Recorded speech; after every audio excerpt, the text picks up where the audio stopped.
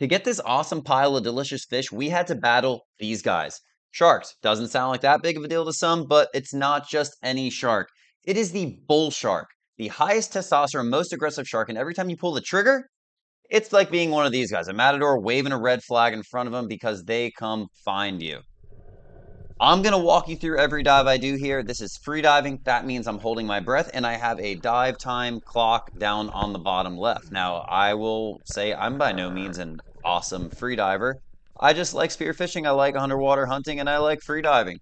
So that's what we got going on here. I'm now holding my breath, making my way down into the murky green waters with hopes of snapper.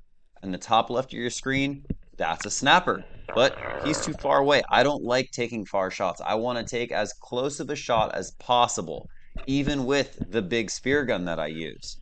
As this fish is tailing away, I think all is lost, but I know if I go slow and just keep going, a lot of times they turn around, and he did just that.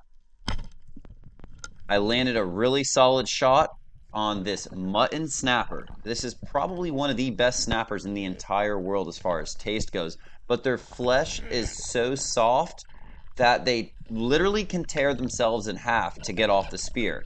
Luckily, I'm using a spear with a tip called a slip tip, which lets you pull a lot harder than a traditional spearfishing shaft with a flopper on it.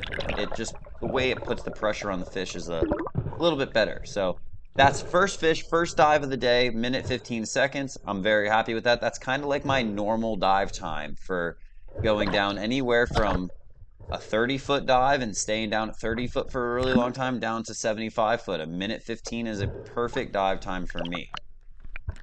Now I can breathe. I'm back at the surface, catching my breath, keeping my head on a swivel for sharks. I don't see any sharks right now, but don't worry, there will be sharks coming up a little bit later. I'm more concerned right now with just slowly pulling this fish in and getting a grip on him. Now let's show you that shot one more time. The fish was tailing away, but a lot of fish are really curious, so I knew if I just went slow, it would give me a good shot, and it did.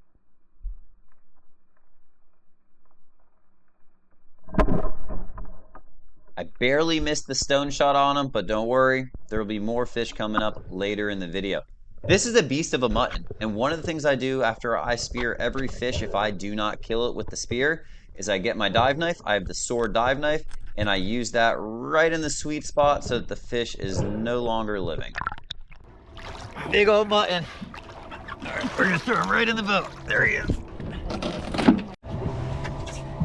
Big old mutton. We're gonna see if we can get that color coming back on video. You might be wondering what I mean when I say we're gonna see if we can get that color coming back. Well, a lot of times when fish die, they go white. But then once the fish kind of relaxes, it gets its color back. And that's what happened here. Face came back, everything came back. Yeah. That's it right there. All right, so I'm gonna give this to you. Yep. Look how pretty. What a difference, actually, huh? right there is perfect. Okay. I want to do the same side too, so there's no doubt. Oh, yeah. Color came right back on that big old mutton. Starburst. All right, first fish of the day. That spot's too. Yeah, I got the nice spot there at the tail, or mid body, I guess. False eye almost, like maybe it confused something. Yeah. I don't know. It's just such a pretty one, I feel like I should. It's beautiful. Now this is what needs to be done after every single time you pull the trigger on a spear gun. You have to put the spear back in the gun the right way and then restring it, kind of like reload, part of the reloading process, I guess it would be. The loading process is actually pulling those big rubber bands back. That's what gives the spear its power. But having the string loaded the right way is incredibly important. Otherwise, you could end up with a tangle and you could have a fish either pull your gun away or somehow get wrapped up in you, and it's just a thing that is very important. It's kind of like packing your own chute. I want to pack my own spear gun, load it up the way I like to do it so that I know it's good. Now this is the same spot. I'm hopping right back in the water, drifting down into the chum. Those little white specks are just little pieces of chum we have floating down, and I'm just gonna drift down there and see if there's anything down a little bit deeper than I can see from the surface. From the surface, I did not see anything, but again, I have a lot of really green water this day, so it's a little harder to see. As I make my way down into the dirtier water, I see a fish called an amberjack. Now, while I don't really want to spear an amberjack, it's a good sign because life means life. You see an amberjack, you're probably going to see something else. Even baitfish. You see baitfish, you're probably going to see something else. And where I would shoot the amberjack if I didn't have any better options, that's one, two big mangroves right there, and another mutton in the distance. But the mangrove's the closest one, and he gave me a perfect shot for the El Rolo. I love the El Rolo shot, and he gave me a perfect shot at it. When the fish is killed instantly with the spear by shooting it basically through the brain, that's called stoning the fish. And that's the best thing you can do because it's going to be the quickest, easiest way to land the fish and also the least likely scenario to have sharks involved. But the next shot, I will not be as lucky to get the stone shot that I did this time. And again, we're going to show you the same shot again slowed down because this mangrove did like a little loop-de-loop. So I knew he's going for the chum, so I kind of led him back to the chum and waited. I hit him right through the head. There's that El Rolo with the front flip, and we got fish number 2 secured. Also, just like the first dive, my dive was again 1 minute and 15 seconds. I'm gonna get a hand on there and show them the camera. All right, I caught this one looking at it.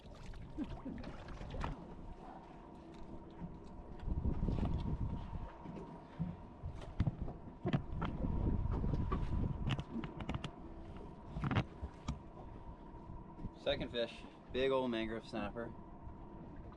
He's got a mouthful of chum, and we caught that one looking at it.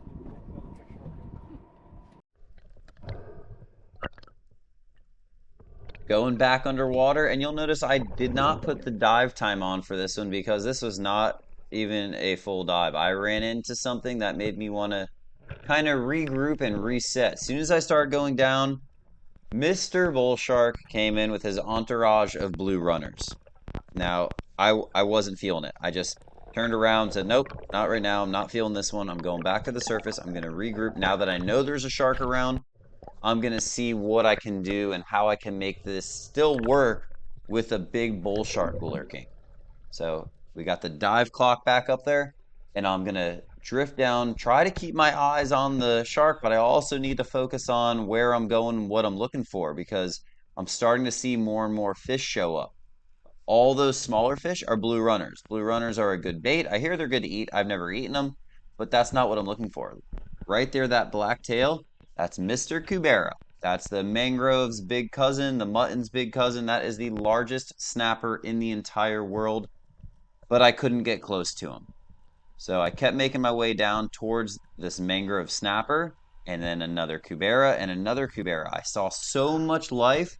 I just didn't want to mess it up. I wasn't feeling good. And I think the best thing to do if you're not 100% confident in a shot is to not take it. I can see the way these fish are acting.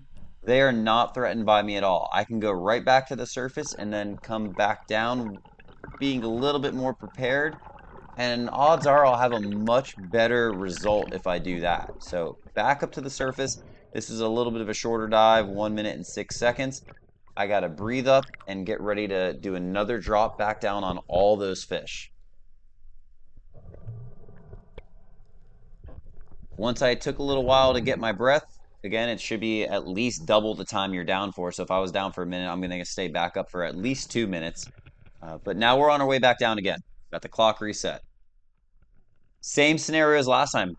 The same exact spot. I got that same shark with his blue runners, and there's actually a cobia there too. I don't know if I saw that the first time. I don't remember, but it's a little cobia. I really don't spear cobias unless they're really closer to 25 or 30 pounds now, with the size being 36 inches. But I know there's gonna be a snapper wall waiting for me, but I gotta keep an eye on that shark because as soon as I pull the trigger, I know that shark's coming. So I'm lining up on this big mutton snapper, but out of my peripheral vision, I see something. Top of the screen, I saw that shark coming in, so I decided to hold off on the shot. Just like last time, I know if I don't take the shot, the fish will still be there. I want to see what this shark is doing because now I'm at depth. Now I'm down at about 40 foot or so, and I have a shark swimming up to me, and I just don't like that. but there's so many muttons, big old mutton spawn. There's mangroves, there's cuberas.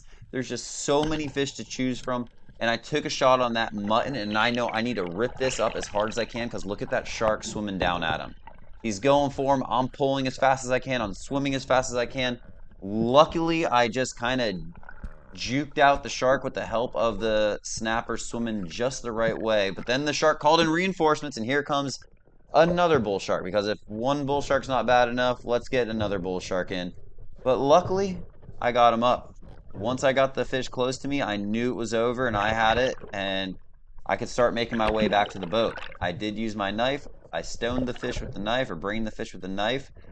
But again, we'll show you that shot because that was a further shot. I don't like the long shots, but every now and then I'll let the spear fly, and that's why I shoot a powerful gun. I hit him dead center, right behind the gills, and look at the penetration on that spear. It almost went all the way through him.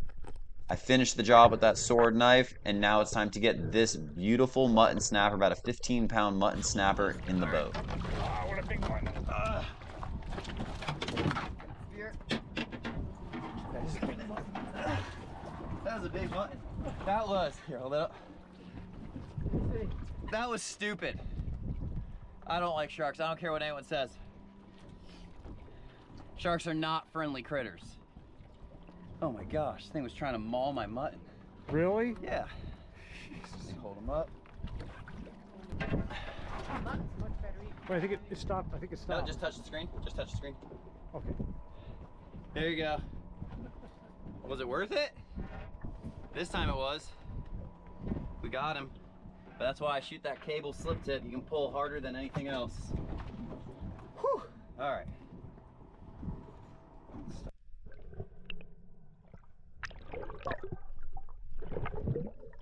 There was just too many fish down there. This isn't what I see all the time. This is an extra special day of diving, seeing that many mutton snappers. I might go and shoot 1 or 2 or 3 mutton snappers in my entire summer of diving. I shoot a lot of big mangroves. I shoot a couple cuberas or a handful of cuberas, but the muttons are special.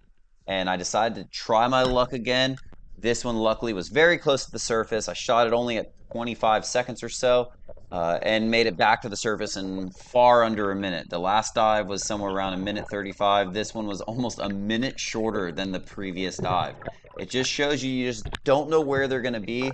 And even though that's not as big of a fish, that's still an awesome eating fish.